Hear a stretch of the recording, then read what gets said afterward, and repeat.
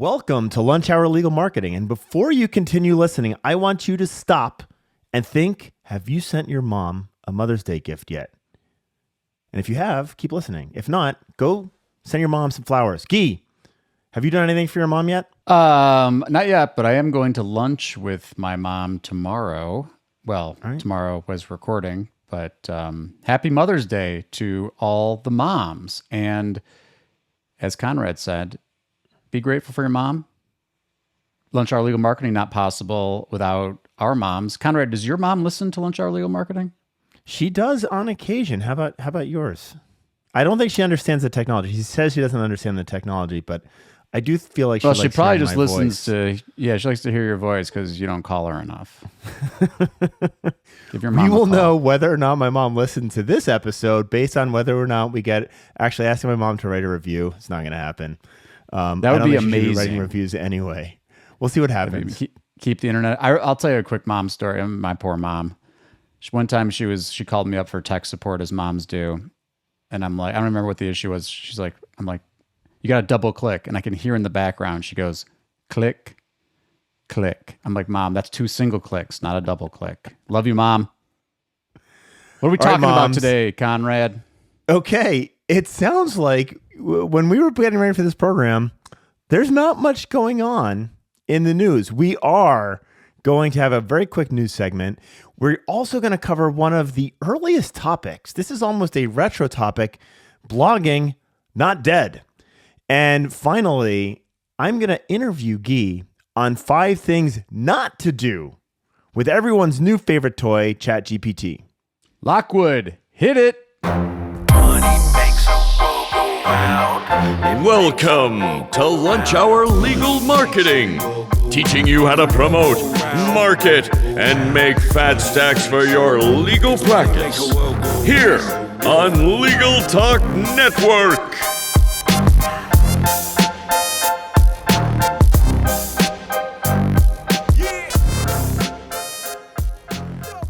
Welcome to Lunch Hour Legal Marketing. If this is your first time listening, we're happy to have you. If it's your 81st time listening, great to have you back. Before we get into some of the meat, we're going to cover the news. That's not our news sound. There's nothing going on that we determined to be newsworthy. However, I do want to call out, and I saw this on LinkedIn, long-term fan of the pod. I would like to think of him as a fan of the pod. Dan Harris of Harris Bricken will be testifying before Congress about China's changes to their law and specifically making it really difficult for any business doing business in China. We're going to return back to Dan Harris, talk about why he was selected to testify before Congress in our segment on blogging. But first, we're going to pay some bills. All right, Gyi, you know Dan Harris. I've known Dan Harris for years and years and years. Dan originally created China Law Blog, which is one of the earliest blogs in the legal market space. And he has been writing very well about doing business in China for well over a decade now. And this is one of those examples going back 10 years where like blogging was the thing and it was the best way to demonstrate expertise, drive links, and build content. It was a great SEO tactic. Some people have kind of talked about, hey, blogging is not really a thing anymore. It's kind of dead. I think Dan is an example here, Gyi, of where blogging is not dead, right? And his success here, getting to testify before Congress, again, furthering the subject matter expert perspective of Dan. But, there's lots of different mediums now that people are working with. There are lots of different ways that consumers are accessing information. Why, Gyi, in your opinion, is blogging not dead? Well, I think it goes back, like, what is a blog, right? There we go. It's funny. Gyi goes philosophical in 4 minutes. Well, we'll define it like this. It's pages that you create that are distributed in reverse chronological order. But the reason blogging, I think a lot of people maybe are down on blogging, is it's really hard. And Yeah. And I think it's also important to distinguish what Dan Harris is doing, or like what Tom Goldstein did and still does, I think, and he was retired, but I think he still contributes to SCOTUS blog. What Bill Marler does for his food safety blogs is not what a lot of lawyers who probably listen to this show think when they hear blogging, right? How many blogs are we going to publish this week? Like it's like lumber or something. What those folks are doing, as you mentioned, in terms of like demonstrating expertise, that's still an exceptionally valuable way to gain an audience, to be an expert, to niche down, to demonstrate your authority. The marketers, they're the ones, if anybody's killed blogging, it's the marketers, right? Because we're selling blogs, we're selling blog posts, we're selling content, and it's trash. You look at it and you're just like, why would anybody read this? And of course, the answer is, well, we're hoping that Google comes and crawls it and puts it in a search result so that someone might click on it. But again, is that even going to convert into, when you get that really terrible, the 9 millionth post on 10 things you have to do after a car accident, is that actually going to position someone to actually call and hire you? And if it has, if you can show me in your analytics and attribution data and your CRM data that you got a visit from someone who searched for what to do after a car accident, they landed on your quote unquote blog page and converted into a client, call me up, I'll buy you a coffee and we can talk about it. So Kevin O'Keefe, I would call we did the godmother of the solo last session with Carolyn Elephant. Kevin O'Keefe is the godfather of legal blogging, runs a business called Lex Blog, and has really been pushing, and successfully so, lawyers to get on the blogging wagon. He did this before. I want to say this goes back to 2004. Harris was one of his his pitch has always been the stuff that Dan Harris is doing. It's really invest and take the time. The other thing too that I always think about with the blogging thing, and it's really true for any media online, but like if you're going to write, like writing's hard.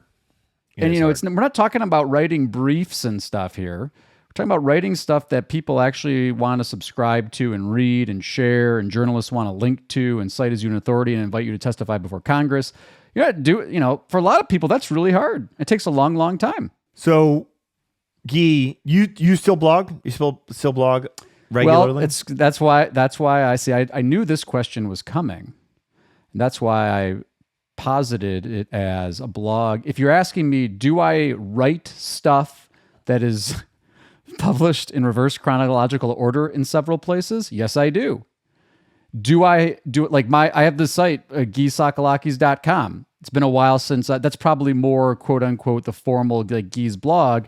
And I haven't done that in a while, but like, do I publish on sites that people might think about as a blog? I do.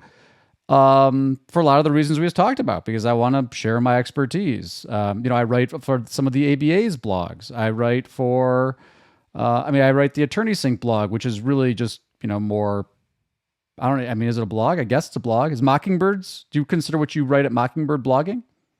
Yeah. But I think the key here is, and what you're talking about is, and by the way, Gyi and I have poo-pooed the blogging quite a lot, and we kind of poo-poo the content, just the constant churning out of garbage content. That is something that if you're a regular listener for LHLM, this is not a surprise. I want to flip this and talk about like, when do you actually say like this piece of content deserves a blog? A blog is the right medium for this, and I think that's really key. And it's what you're talking about, Gyi. When can you go in depth on something? When are you going? It's not going to be a 90-second quippy clip that you can do on video. When do you choose to actually take the time? And it is a long time. Like a good blog post takes a good time to develop. The last post that I wrote, and I can go into this, was dealing with the Engage chat scandal, right? And Engage is basically, and the top level don't read, ironically, is Engage is trying to determine whether or not leads, that the chat function is trying to determine whether or not leads are good for that client. And if they're not, they funnel them out through their own lead sourcing, lead selling products through internet brands, which, and they did, and they launched this without really notifying their customers. They opted all their customers in. I think that's disgusting, but it takes a blog to explain that, and it takes a blog to get into the details of that and share some of the emails that went back and forth. It's not something I can do in a little quick video post. Additionally, one of the things that blogs are really great at is driving links. And when you write interesting pieces like that, newsworthy pieces like that, you can pull up some links. And I think there's massive value in that from an SEO perspective. But coming back to Harris, Dan wrote the China Law blog for a very, very long time.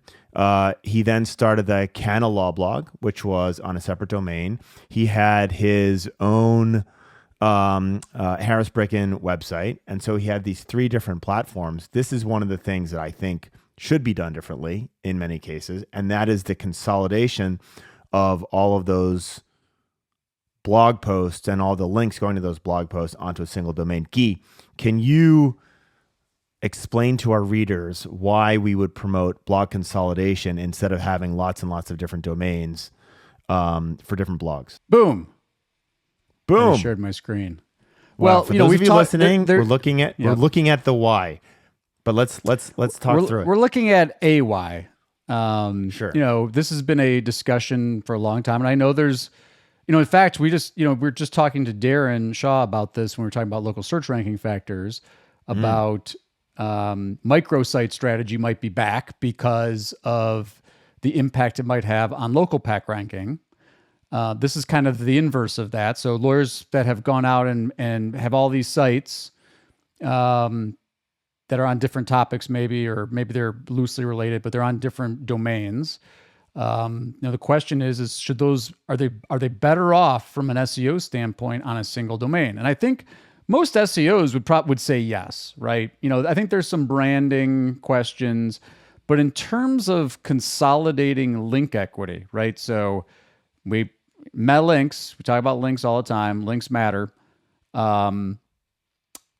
Consolidating to a domain, Google's looking at this single site with all of this authority versus your authority being split between all these different domains. And so what we're looking at is a tool called Ahrefs. We'll put it in the show notes, but it's just showing harrisbricken.com backlink profile over time. And it's really obvious where this consolidation happened. And when Conrad, this consolidation happened a couple times, a couple consolidations. Yeah, you can see it twice on the graph here. And if you want to, we'll make sure that you can see the video on YouTube. But you can see there's this massive jump in referring domains. And the reason for that is, the interesting thing with this site is, we've talked about this a lot, Gyi. It's really hard to get links to a law firm website. Blogs are a great way. Blog content and the way blogs are written, and this has gotten harder as marketing people have polluted blogs with their drivel. But blogs are a great way to write content and get links that are to write content that is link worthy. And so what you'll see is that the Harris Bricken site itself, which is a law firm site, struggles.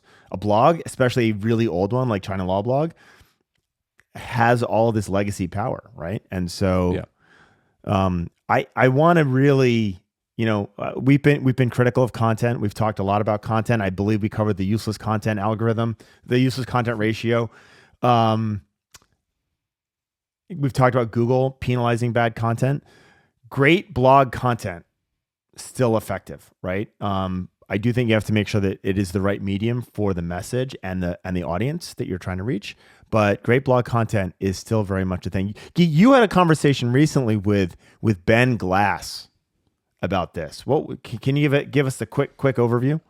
Yeah, well, Ben, it was the same kind of question. Like, what do I think? Is blogging still a thing? And to me, it keeps. And you just mentioned it. It comes back to the audience and that kind of thing. But at the end of the day, I think it's also about, this gets out of the, everybody wants to measure everything, right? Like, how are we going to measure this? So instead of trying to measure like just raw traffic or something like that, that's what, or rankings, like what the SEO agencies position it as, can you actually write something on a regular basis that people would actually subscribe to get, and then can you do that in the written word? I mean, because we were kind of joking in the show prep, maybe you should just be doing short videos, right? It's hard enough to keep people's attention with a short video. It's hard enough to keep people's attention for a legal marketing podcast, right? It's just audio. Right. And so reading, who wants to read? And is anybody reading? And the answer is yes, some people are. And hopefully your audience. And if your audience is consuming the written word that way, and they want to you're the expert and they want to get information from you that way, I think that's great. But to your point, it's always the message, not the medium. It's always the way it is. And so because you asked me earlier, how do I decide whether something's like a blog post or not? And it's funny, that's even changed for me over time, because I used to be very much like, when I was in the habit of like just regularly daily or semi-daily posting, it was kind of just more of like a journal, like what was on my mind, what was I thinking about in terms of internet marketing that day or SEO that day. And that's really changed. I think that is more now. I disseminate that information more through a short video. I obviously bring it to Lunch Hour Legal Marketing. I have an email newsletter, and that's the other thing too. I think for written word, like subscribers, like keeping people interested in an email, like emails really like still is, I'm going to say this and people are going to laugh, but it's really still the most sacred channel, because it's very easy for someone just to click, I'm opting out of this, never see you again. But if you can keep their attention, you've got an engaged audience every time they open their inbox, which again, for most people is regularly throughout the day. And I think the key to having people who want to read your stuff, and this is just brutal and legal, lots of people don't want to read about car accidents, right? And so in many cases, the content needs to be adjacent to what you do. And I want to give you the counterpoint on this was always the pushback on like moving the blog content to the main site. So many lawyers have these websites that are like, car accidents and explosions, and I'm the best lawyer that's ever walked the earth, and $10 million verdicts. And then you're going to have a blog post in the same design framework as that. No one's ever going to come to that. No one wants to read a blog post on a billboard, right? And so anyway, and the point being that you can obviously change design elements for your posts and your blog and all that kind of stuff. It doesn't have to be the same, but I think that really does, for me, drives the point home, is that nobody wants to except maybe other, I'm always talking about plaintiffs lawyers. Maybe other plaintiffs lawyers who want to learn from you are coming to your site with all the ad stuff because they know like that's just the way it is and that's what you do. But the average person, like if you're writing a post or something about, safety advocacy or something you're doing in the community or something that people actually might want to consume, putting that on a site that's like, feels like a lawyer ad, like, of course, that's going to be off-putting to a lot of folks. So, I don't know. All right. Enough about blogging. When we come back, we are going to get into 5 things. I'm going to grill Gyi 5 things not to do with ChatGPT. And we're back. And I am very proud of this comment that was left on YouTube by John Fisher. Anybody that knows John knows that his reputation for professionalism and just really like one of those go-givers who's always delivering value everywhere he writes and publishes and talks. And so when John left this comment, I was really happy. Thank you, John. Fantastic podcast. I can't get enough. Appreciate your generosity. See how he worked that in there? See, John's a generous guy.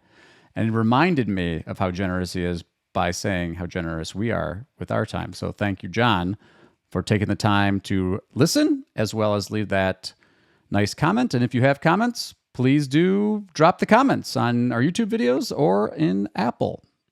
Thanks, John. Thanks, John.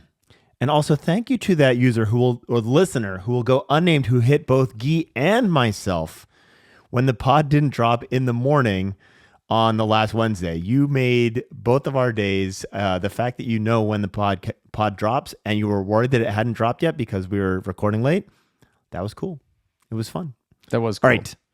Gyi, from what I read on the web, I can use ChatGPT to get my kids into college. I could have it write a really thoughtful note to my mom for Mother's Day. I think it can, do my laundry. It can teach me how to drive a car. It can make me a better person. We may have overstepped here. I want to ask you 5 ways not to use ChatGPT for marketing. So there's the Gyi skeptic is back. Everyone is very enamored with this shiny new object, but you're pushing back. It's the clubhouse with potential. But what's the pushback? You've got 5 things. What is your first of 5 ways not to use ChatGPT for marketing? Number one. So I did this presentation for the Will County, Illinois bar. And so this is all fresh on my mind because I think it was like not even that long ago that I did this. But the first one is that you see these horror stories of, number one, don't enter confidential information into ChatGPT, right? Samsung had this big debacle because I think they published some of their, like, I don't know if it was their code or data or something, but there's been a couple instances of this, and there was a glitch that OpenAI admitted where it was showing other people's prompts, and so you could go and get that stuff. And the same thing is probably true. I haven't seen a horror story in legal yet. If you've got one, love to hear it. But you got to, just like anywhere else, if it's on the internet, it's public and permanent. Don't go sharing, client confidences, unless you're that TikTok lawyer who's like, "Hey, just got my client off of his DUI." Anyway, don't share confidential stuff inside ChatGPT. Okay, and so I mean that would happen when you are using ChatGPT to respond to a prospect, right? I mean, it could happen in a lot of contexts. In fact, it's going to be one of our coming up ones. So in the research that I was doing for this Will County thing, there's a lot of legal marketers selling all sorts of cool ways to use ChatGPT for legal marketing, which are completely unethical and are going to create all sorts of problems for folks. So that, right. You want to know a niche? You can be the grievance lawyer to represent other lawyers when they're dealing with ChatGPT grievances and ethics issues. There you go. Tune in next week as Gyi burns bridges with half of the legal marketing community. All right. Number 2, one of the concerns with ChatGPT is accuracy. Why can't we rely on it for accuracy, Gyi? ChatGPT hallucinates. Mark Palmer had a great example where he was doing some legal research and the ChatGPT is making up cases, like not even real cases. They don't exist. So it hallucinates. They designed it. It's only got its learning set corpus only goes up to 2021 anyway. So anything more recent is not going to be good. But if you're going to use it for anything, and there are we talked about some ways to use it. Maybe we can talk about some more in the future, but it's got to be reviewed and edited by a human. And if there's anything legalish in it that needs to be, my view is if you're going to publish it under your name, you got to review it. I don't know how lawyers would publish stuff, automate stuff that they haven't had a chance to review. So review anything coming out of ChatGPT and edit it before you publish it. Okay. We were talking about SEO and blogs earlier. Talk to me about ChatGPT and responses for SEO. Yeah. So the no-no here is don't just wholesale paste ChatGPT responses for quote unquote SEO. Now I'm going to tell you, I'm still very proud of this. If you search right now, you're listening and you search ChatGPT for legal marketing, I believe one of my posts still comes up, which was completely written by ChatGPT. And I disclaim that in the post. So I only say that, and that's the counterpoint. But Google is actively trying to distinguish completely copy and pasted ChatGPT, generative AI created content from human or useful content, as they call it. And there are plenty of SEOs who have done the big tests where they just connect their ChatGPT API to their WordPress API and crank out 10,000 posts, and traffic takes off, and then the site gets de-indexed. So if your legal marketing person's like, hey, we've got this cool new service where we're going to ChatGPT our way to the top of Google SERPs, you better run the other way because it's going to work until it doesn't. Well, so interestingly, we were speaking about Kevin O'Keefe earlier. He launched, I believe he called it Lou, which is his ChatGPT assisted content engine. I don't frankly know much about it, but I think when he talks about it being ChatGPT assisted or AI assisted, this is ensuring that you put the human element in order to deal with things like accuracy and making sure that the SEO content the content that you're generating is actually valuable. And again, if we think Tom Martin from LawDroid does a fantastic, he's done several fantastic talks. In fact, if you're a lawyer and you want to know more about ChatGPT as a tool in the legal context, in a variety of different contexts, go search Tom Martin LawDroid. He's got a ton. But his big point is this: it's not a replacement for writing. It's not what it is. It's to help us in a variety of contexts. It's, I think he calls it like the word calculator or something, which is great. It's a great analogy because the calculator doesn't like stop us from needing to know about math. Like you can't even, if you don't know the formula, if you're trying to calculate cost per acquisition and you just, you want to like type into the calculator can help you do the computation, but you still have to understand the meaning of cost per acquisition. Well, same thing with ChatGPT. There's a lot of ways it can assist us. But you can't just wholesale, replace writing or blogging or legal research or yada, yada, yada with ChatGPT. All right. Next one. I believe there is a horrendous example of someone using ChatGPT to automate responses into Google business profiles. Can you share more on that, Gyi? Yeah. So this is real. You can go search for, using ChatGPT to respond to your Google business profile reviews, and I'm sure this example will come up. And the lawyer who wrote about this is like super proud of it. And then you go and read these responses, and it's horrible. We talk about how valuable reviews are, and how important they are from a your next client making a decision about contacting and hiring you.